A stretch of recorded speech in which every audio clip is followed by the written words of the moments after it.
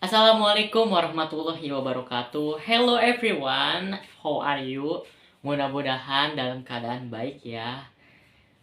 Jadi dalam vlog ini ya, bersama aku Pikio, perintis konten kreator. Di sini di dalam vlog ini aku pengen ngebahas atau pengen ngasih tahu kalian dan kenalin ke kalian buku yang aku baca. Ayo, kira-kira apa ya yang buku aku baca? Buku ini sangat menakjubkan dan buku ini mungkin sangat berguna untuk teman-teman untuk merubah pola hidup menjadi lebih baik. Is the better. Oke. Jadi buku ini berjudul Atomic Habits. Penulisnya adalah James Clear. Aku pengen kenalin buku ini ke kalian mungkin hanya beberapa insight atau poin-poin tertentu aja. Biar kita tahu inti poin dari buku ini apa sih. Jadi aku pengen kenalin buku ini ke teman-teman semua. Setelah aku pelajari buku ini, dan ini bener-bener relate banget ya. Terkadang dari kita ketika pengen melakukan suatu proses, itu kita selalu pengennya instan aja dan pengennya enak aja. Dan kadang kebiasaan-kebiasaan buruk itu masih melekat pada diri kita. Jadi buku ini mengajarkan kita supaya kita itu bisa mengusir kebiasaan buruk ya. Nah, rata-rata dari kita itu kenapa sih pengennya instan aja dan pengennya gampang aja. Dan kita itu selalu melakukan hal yang terlalu nafsu kalau bisa dibilang ya. Kayak semisal hari ini kita lagi termotivasi ya. Kita lagi termotivasi pengen belajar satu buku. Ini contoh. Kita pengen belajar satu buku full. Dan alhasil motivasi kita itu cuman sesaat. Dan seterusnya, otomatis karena nafsu kita itu besar, besok-besoknya kita malas lagi. Karena kenapa? Karena nafsu kita itu besar, pengen baca satu buku full dalam sehari itu nggak mungkin. Nah, buku ini mengajarkan kenapa sih melakukan hal-hal kecil itu bisa berdampak yang luar biasa. Jadi buku ini mengajarkan kita, ya setidaknya kita jangan terlalu nafsu. Setidaknya kita baca 2 lembar buku aja. Nanti besok 2 lembar lagi.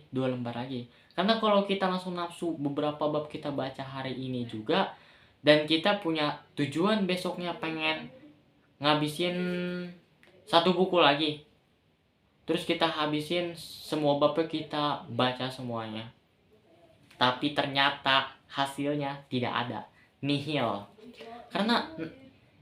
Karena dari situ kita dikendalikan hanya nafsunya doang, tapi konsistennya itu tidak ada. Dan setelah aku baca buku ini juga, relate gak sih? Terkadang kita kalau semisal lagi belajar nih, ada distraksi kayak HP, ada notifikasi. Kita lagi baca buku, ada notifikasi HP muncul, yang ada kita bukan fokus belajar. Yang ada kita buka HP, walaupun kita cuma ngelihat notifikasi, ujung-ujungnya yang ada kita malah main HP terus-terusan dan belajar kita sia-sia. Jadi buatlah benda itu tidak terlihat. Artinya apa? Jadi kita semisal HP masih ada di hadapan kita pas kita lagi belajar. Nah, kita itu harus berusaha HP itu umpetin. Aku pernah nyoba ini ya. Aku belajar terus HP aku umpetin ke lemari. Dan ternyata aku coba itu berhasil. Karena kenapa? Saat kita fokus belajar, HP kita lagi diumpetin di lemari, itu kita ya bisa dibilang apa ya? Ya intinya nanti kita itu malah lebih fokus belajar. HP kita itu ya distraksinya itu jadi kurang. Memang ini cara ini aneh ya, tapi ternyata efektif. Nah, aku juga ada tips buat teman-teman kalau belajar itu nggak usah berjam-jam. Ini berkaitan dengan isi buku ini juga ya.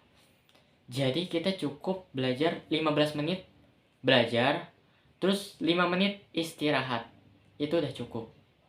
Habis itu kita lanjut lagi, ulang lagi 15 menit belajar, 5 menit istirahat, sampai dilakukan aku sih biasanya 4 kali ya. Habis itu sisanya istirahat full, mau main game, mau main apa, itu bebas karena kita udah belajar. Daripada kita belajar berjam-jam, tapi nggak masuk ke otak, itu sama aja kayak sia-sia. Jadi di sini aku kasih tips buat teman-teman, mudah-mudahan berguna karena sudah sebagian orang mencobanya. Dan ini tuh sebenarnya disebut teknik Pomodoro. Kata buku ini, kita diajarkan untuk membuat kartu skor atau membuat kartu goals, kartu tujuan ya. Nah, jadi pas malam hari itu kita udah nulis jam 7 kita mau ngapain, terus habis itu selanjutnya kita mau ngapain lagi. Jadi itu terstruktur kegiatan kita seharian. Jadi sudah terstruktur, misalnya kita habis mandi pagi-pagi, habis itu kita berangkat sekolah kita pengen belajar apa. Kalau semisal teman-teman lagi jam kos, itu kita kerjain tugas-tugas yang belum. Jadi kesimpulannya, kita itu ketika melakukan sesuatu atau kita pengen melakukan suatu proses, itu kita jangan mengendalikan nafsu. Karena itu tidak akan menjadikan kita konsisten. Jadi kita melakukan hal-hal kecil dulu aja. Kayak kita baca buku 2 lembar dalam sehari atau 1 lembar aja nggak apa-apa. 1 paragraf nggak apa-apa, yang penting setidaknya kamu baca.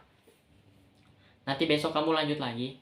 Daripada kamu nafsunya gede, kamu itu karena goals kamu itu tinggi, baca buku sehari, terus habis itu dalam 1 hari itu kamu pelajari semua babnya, itu tidak bakal masuk otak. Jadi lebih baik kamu baca sehari walaupun cuma 2 lembar, dan besoknya kamu lanjutin 2 lembar lagi, 2 lembar lagi, gitu aja. Dan ini berlaku untuk ke semua kegiatan. Mudah-mudahan dalam vlog ini berguna untuk teman-teman untuk mencapai konsisten secara efektif. Dan teman-teman juga boleh sharing di kolom komentar gimana caranya konsisten menurut teman-teman. Dan terima kasih sudah menonton video ini. Bye bye.